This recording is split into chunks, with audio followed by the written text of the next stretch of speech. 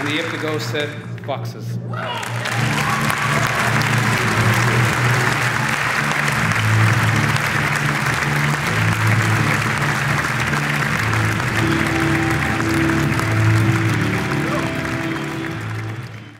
Whoa, awesome. It's really heavy. Cool. Thanks very much. I just want to thank the Irish Film Board, particularly Fran, Andrew and Jill, who are really supportive during the whole process. The writer I worked with, Gareth Shanley, for an amazing script.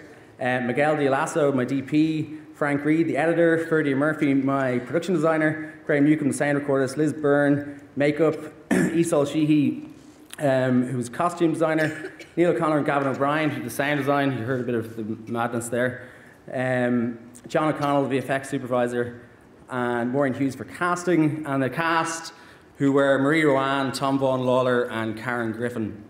And most of all, I'd like to thank my wife and the producer of the film, Brunella Coquilia, for just existing, basically, in general.